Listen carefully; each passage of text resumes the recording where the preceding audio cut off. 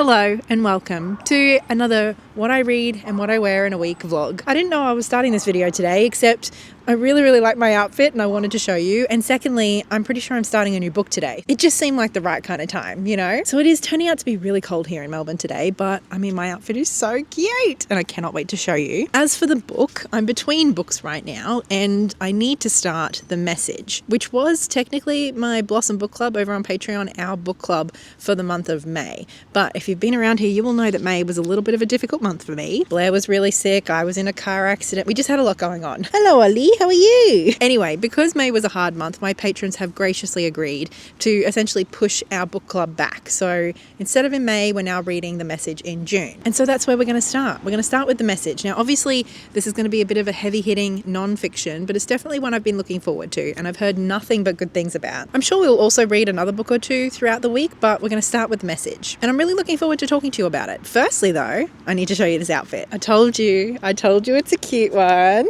We did go to brunch with my cousin and her partner today. So like that's why I kind of, chose some nice clothes. Although everything here is so comfortable as well. Like I've just been chilling for the rest of the afternoon knitting and stuff. So starting from the bottom, I've got my light purple rolly gum boots, which I've had for a couple of years. They're a couple of sizes too big for me, but that's how I like my shoes. And of course, I love the colour. This skirt I originally got from Obus, which is like a Melbourne indie brand. I got it maybe 2 or 3 years ago now, and I love it. I just think it's the most glorious thing I own. I own a couple of Obus skirts, and they're all some of my favourite items. Actually, this jumper is also from Obus, although I bought it secondhand. It's a nice cable knit wool jumper. Then we've got my denim jacket. How much have I been wearing this denim jacket? I just love it. One of the few things I have purchased new so far this year, and I think it was a great choice. I just have been getting so much wear out of it, and I love it. Okay, what else have we got? Some accessories. My Stay Toasty scarf that I knit myself. Obsessed. Can't believe I'm a scarf person now. Turns out I just needed like a smaller, less bulky, annoying scarf. Then a Radical Yes bag that I purchased secondhand earlier this year, and my amazing crochet hat that I'm obsessed with, also from Depop. So that's the fit. I don't think it really gets much better than this, but I mean, we'll try. We'll try this week. I'm going to get to reading and I'll catch up with you tomorrow. Welcome to day 2.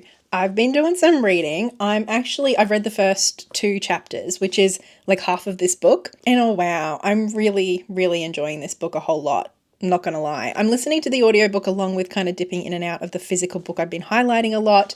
The audiobook, love it. Ta-Nehisi Coates' voice, I could just listen to it all day. It's so rhythmic and soothing, but still engaging. Oh, I just love it. Anyway, if you're unaware, this book is essentially a collection of 3 essays, I would say, along with like a shorter essay in the introduction, in which the author travels to 3 different places, and essentially him just kind of exploring a whole host of different topics when he's there. In the first chapter, which is the shortest, he traveled to Senegal, specifically to Dakar, and he spent some time there. And basically there he was kind of unpacking a whole bunch of stuff about the slave trade, ultimately, and his experience as a Black American living in America in like the very particular kind of American context with the history of the slave trade, with Jim Crow, all of that. And then traveling to Senegal to kind of, reckon with that history and to kind of like see where like his ancestors were stolen from. It feels like this pilgrimage that he just kind of like had to do for himself. But while he's there, he ends up kind of coming up against a whole host of assumptions he didn't even realize he had about Africa itself, and realizing that it has also been shaped by the slave trade in so many ways, just in very different ways. In the second chapter, which I've just read, which is quite a bit longer, he's talking about more stuff around the education system and book banning. And in particular, in this chapter, he travels to South Carolina because there's a teacher wanting to teach one of his books in her kind of like advanced essay class. And the school board is trying to stop her from being able to do this. And she's putting her job on the line to defend her decision and her right to teach this book. And he travels there to support her in this. And so in this chapter, we're kind of reckoning with censorship and book banning and like how and why it's happening. And he kind of connects it to the rise of people getting much more engaged with Black voices during 2020. He also talks a bit about safe spaces and how all of that language around trigger warning, safe spaces has kind of been co-opted and distorted by conservatives in an attempt to justify their censorship. And he also reckons with what feels like utter hypocrisy, conservatives who are often the folks who are proclaiming to be free speech are also the same people who want to ban books. And he talks about why he thinks that is. So it's a really engaging chapter. This whole book has just been thoroughly enjoyable to read. Like, obviously he's talking about some harder things, but the way that he does them is it's so personal, introspective. It's driven by curiosity. The next chapter, which is the final chapter, but is half of this book, is the chapter in which he travels to Palestine. Obviously something I care about a lot. I've spoken about it heaps on this channel and on my previous channel. In case you're new here, free Palestine all day, every day, no equivocations, nothing. Until Palestine is free, free Palestine. So I'm very much looking forward to reading this chapter. I am also a little emotionally apprehensive. So I think I'm going to put this book down for a little while, just like give myself some breathing space so that I can come back to this next chapter, which is like a good 100 pages long, and just be in the right frame of mind to really be in it and with it. Because I am also just feeling like some fiction just to kind of mix it up.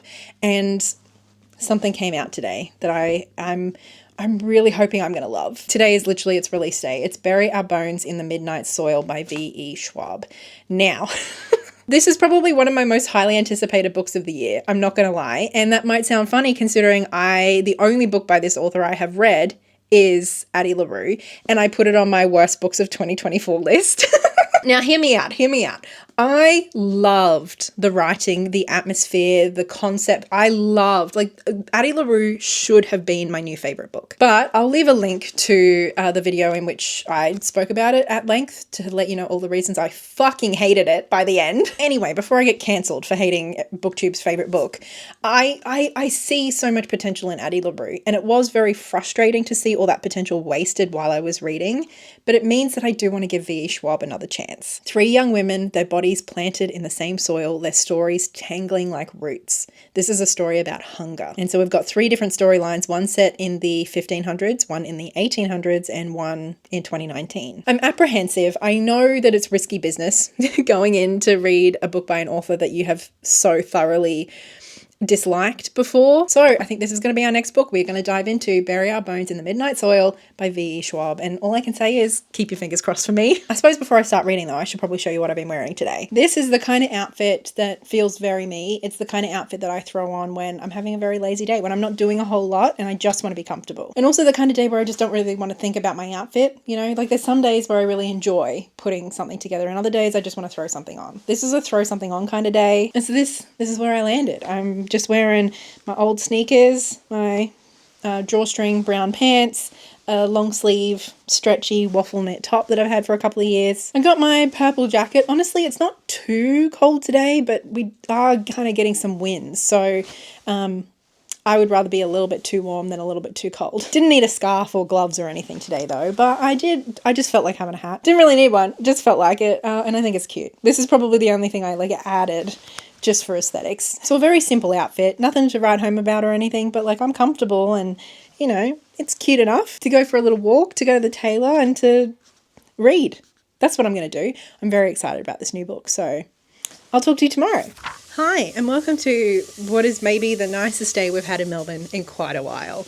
I'm at my parents' house, just chilling. Dad's watering the garden. I have started Bury Our Bones in the Midnight Soil. Is that what it's called? I've only read the first 40 pages or so, but we have been introduced to the 3 main characters. Maria, who is the one who is in like the 1500s, and then Alice and Lottie, who have already met in like kind of roughly modern day. And I'm trying to avoid judgments just yet. There definitely has been some Addie LaRue vibes already, particularly I would say with Maria being this kind of like woman in, you know, old times, being very judgmental about the women around her. She has grand ideas for what her life is going to be like, and basically she just doesn't want to be like the other women in her life who didn't have big enough dreams. Very Addie LaRue, very Addie LaRue. And then Alice, so far to me, is the most interesting character. She's like this Scottish girl who we're following early on in her uni career. Hi, Dad. Hey, Katey.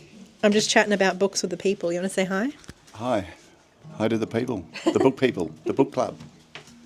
Ollie's also here, in case you missed her. But other than that, I feel like I just don't have a lot to go on, so I'm going to carry on. I'm enjoying it for now. I'm also enjoying this glorious day we're having in Melbourne. So I suppose I should show you my outfit. Let's do that. Can you see me from all the way back here? I think so. I have to show you how pretty Dad's garden's looking. Just the flowers. So many flowers. Remember when you used to have to buy fake flowers to convince the neighbours? He used to do that. So funny. It doesn't have to do that anymore. Everything is thriving, looking great. My outfit is pretty simple. I did have a jacket. I think it's in my car right now, but I just don't really need it. It is fresh today, but it's not too cold. So I wanted to pull out one of my favourite jumpers of all time. I love this jumper so much, and I have missed it. This was a second-hand purchase last year, and it ended up being, I think, my most worn top in winter last year. Feel like it's probably going to be the same this year. Then I've got my Barbie sneakers on.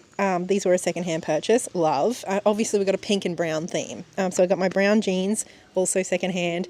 Love these pants so much. And then just a purple Radical Yes bag, also second-hand. Say it with me. And then I just felt like throwing a bit of a curveball in, and I went with a green hat because why not? Anyway, very comfortable, pretty simple, but I feel good. I think it's really cute. I'm going to go hang out with my dad. I'll see you later. Hello, welcome to a really lovely but cold day here in Melbourne. God, I'm such a Melburnian now, I'm talking about the weather every time I start a new clip. I've honestly had a little bit of a hectic day. We had a very sick little Ollie last night, so we kind of took her bright and early to the vet this morning. She is going to be okay, but it's never nice to see your puppy not doing very well, is it? Anyway, what do I have to tell you? Well, I have been reading. I've actually read quite a lot of Bury Our Bones in the Midnight Soil. I think I'm about 30% of the way through. I think I'm up to roughly page 170, 180. So I got quite a bit of reading done. I have to admit to you that at the about the 100, 120 page mark, I was contemplating DNFing. Can't say I'm loving this book, especially the parts from like page 40 where I left off yesterday up until about, like I said, the 120 page mark. So dull.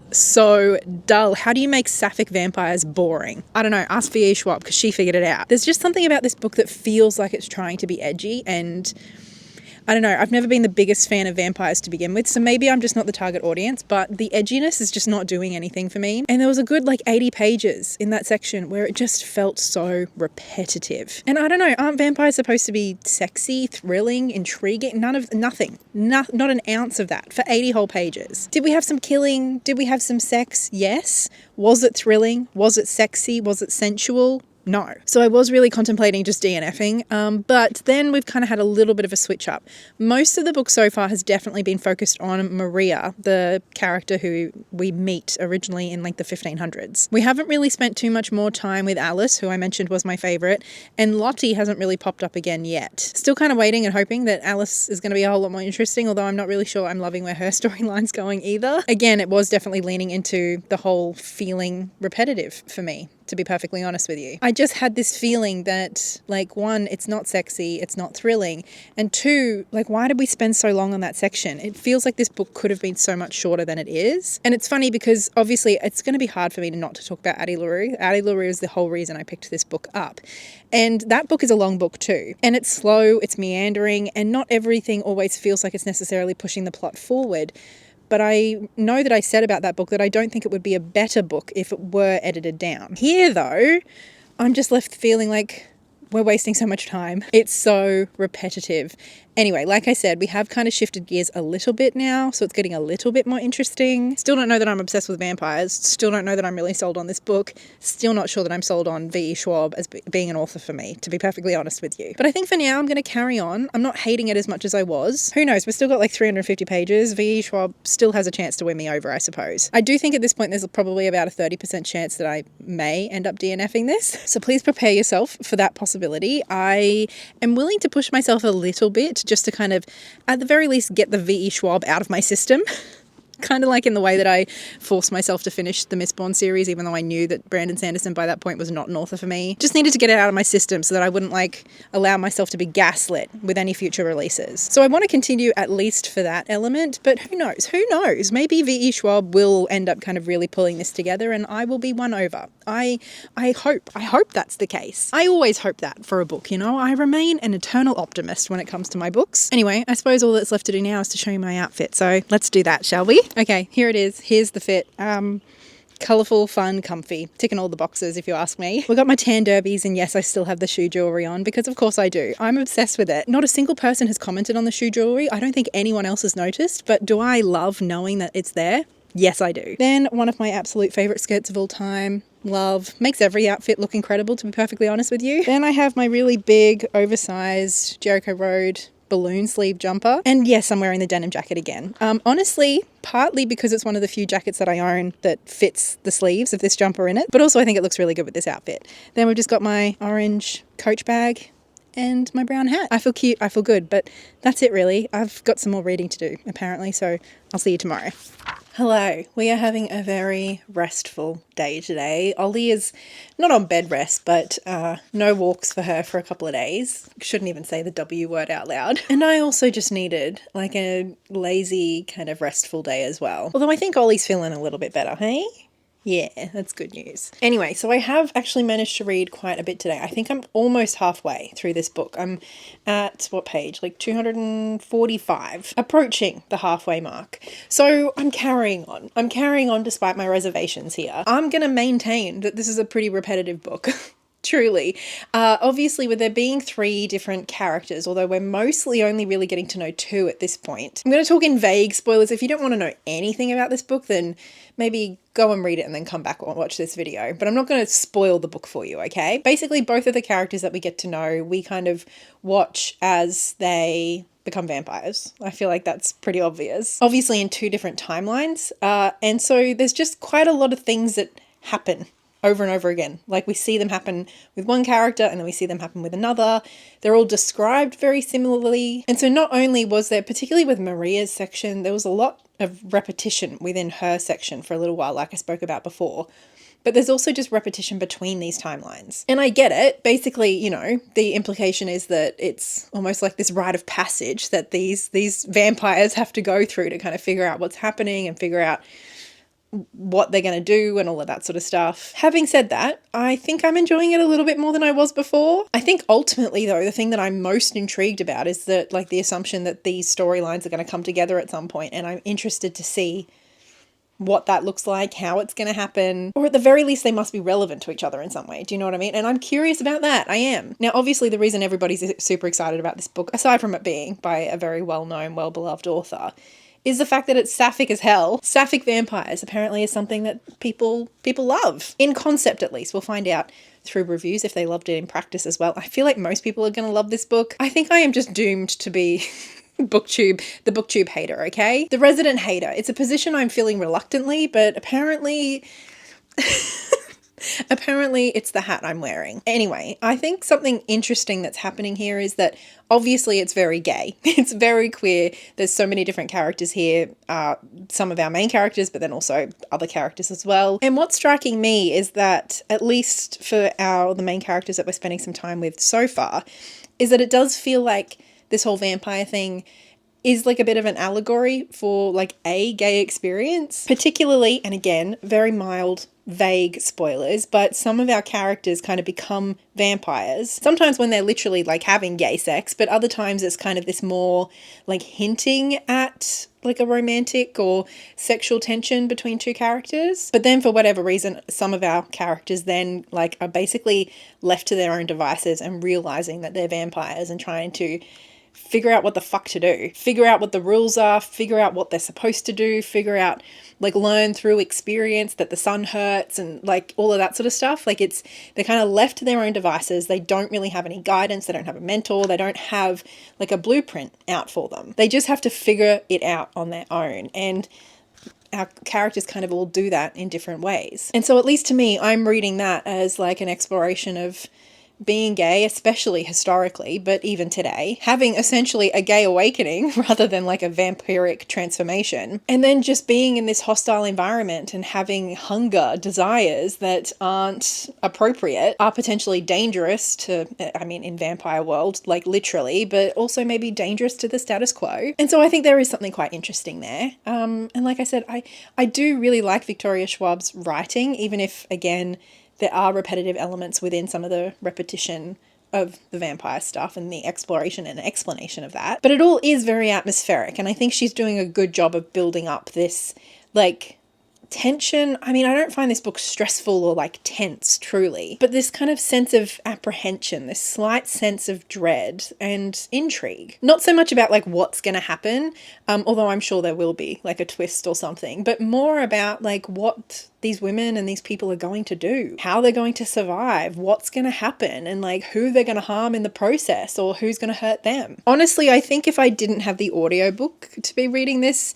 I think I probably would have DNF'd it. But the fact that I can just listen along while I'm knitting or doing something else, like it's simple enough and straightforward enough for me not to have to think too hard so that I can be doing something else physically, but it's still intriguing enough to keep me engaged. It's a good audiobook, I think, for other activities. I suppose for now I should probably show you my outfit, shouldn't I?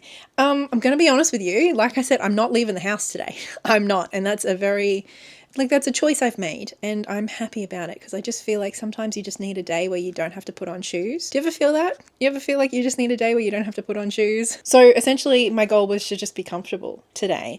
Having said that, I suppose I did put on shoes earlier because I filmed just a little bit for a Ray Styles Me video. And this is one of the outfits. So you've already seen this in like full form, what I would wear if I were going outside. So I hope you don't mind if I ask you to use your imagination as far as the accessories go, but let me show you what I am wearing. For right now though, I'm literally wearing my slippers, okay? So don't get too excited. You wanna come here, honey? Okay, so this is what I'm wearing. I'm literally just wearing my blue jumper and my incredible Obus skirt, and this is a combo that Ray put together for us today. She did also have all of these things, and you can see the whole outfit in that video like I mentioned. I am looking forward to wearing this full ensemble at some point, but for now this is really comfortable and just what I wanted to wear today. Also, by the way, do you like Ollie's haircut?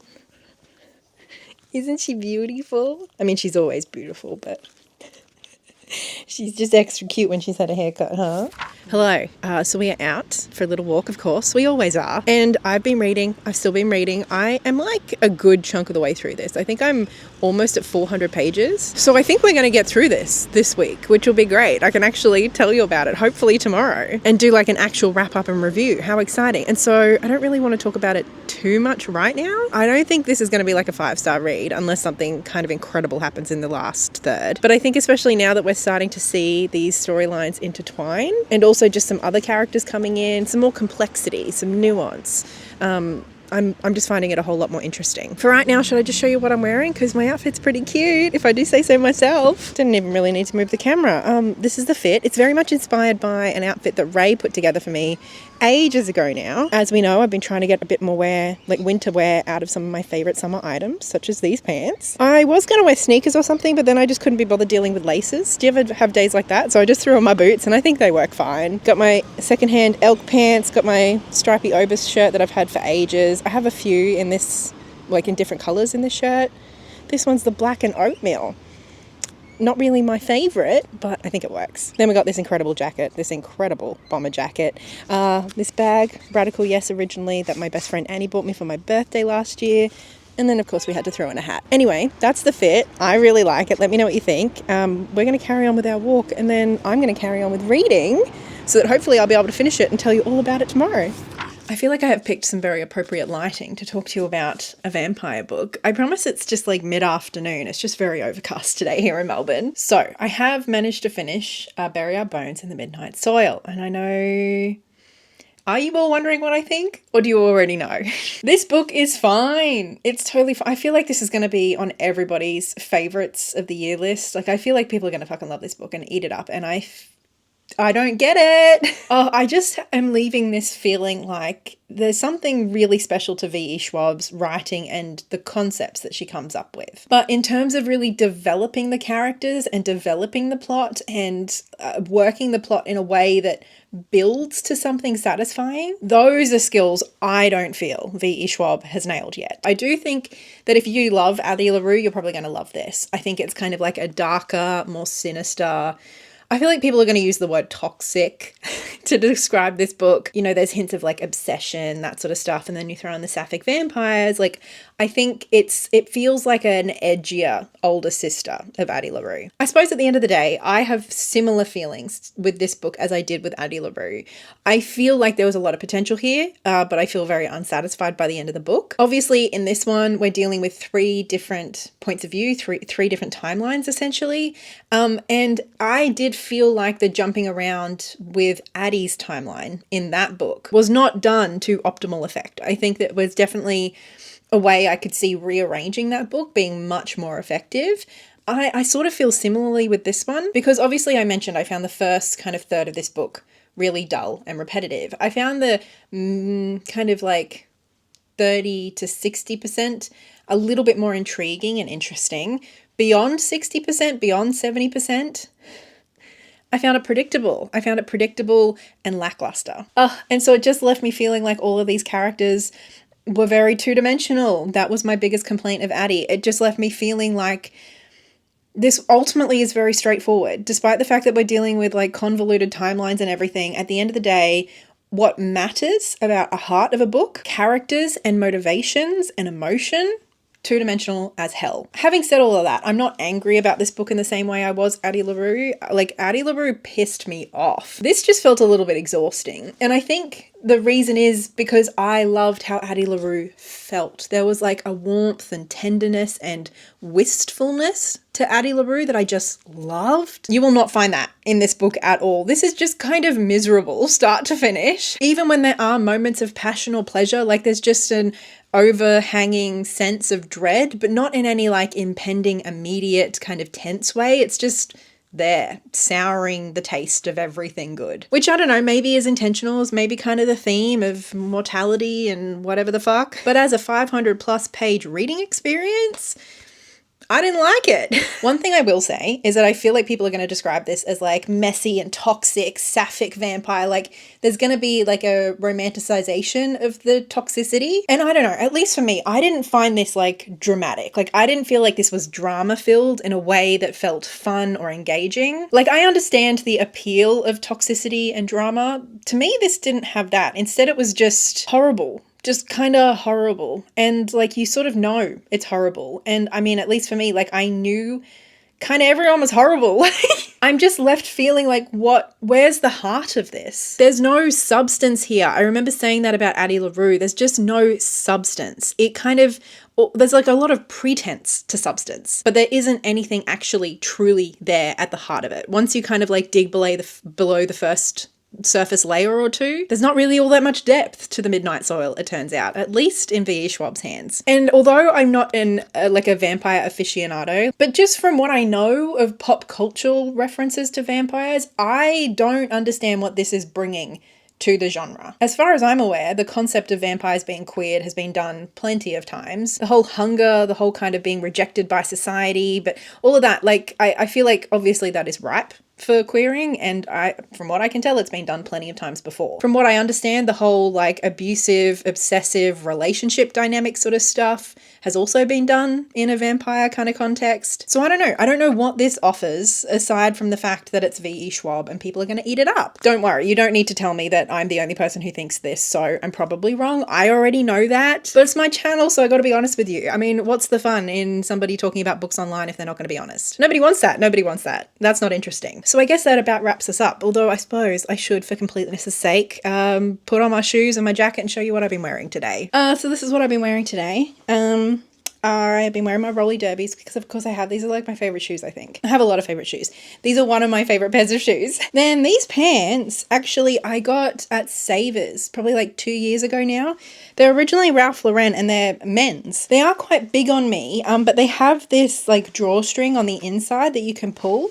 And so then I get to pull them like how I like them to fit on my waist, but they still are nice and kind of like comfortable around the hips and legs, and I just love how they fit me. I had these tucked away in storage for the last little while because I just wasn't wearing them a huge amount, but I knew I didn't want to get rid of them just yet.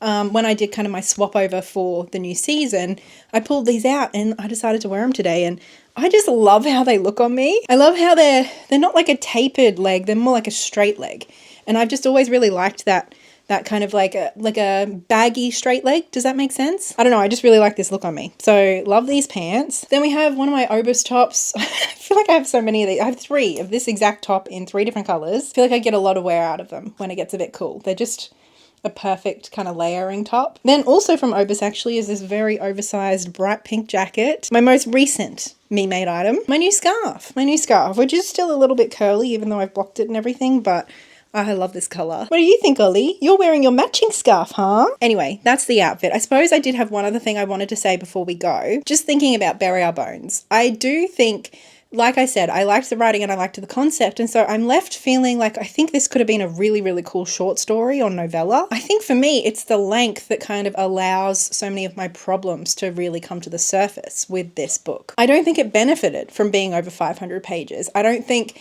spending that time with these characters added anything except misery and dread, but not even, I don't think, in a particularly compelling way. I think this could have been a really tense, harrowing, dark, sinister kind of short story or novella. Instead, it just feels quite bloated. So I don't know, maybe if V.E. Schwab comes out with a short story or novella, then I'd be interested, but I don't think I'll be picking up her next full-length novel, which is good for me to kind of like confirm. Allegory wasn't for me, Bury Our Bones isn't for me, I don't think V.E. Schwab is for me. As for the message, I suppose circle back to a book that I didn't actually finish in this video.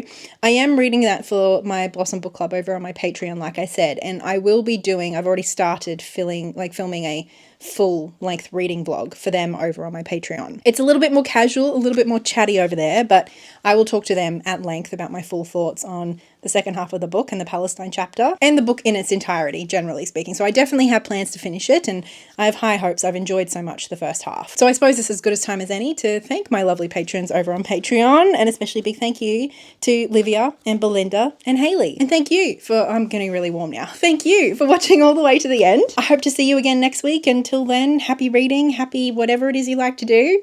Bye.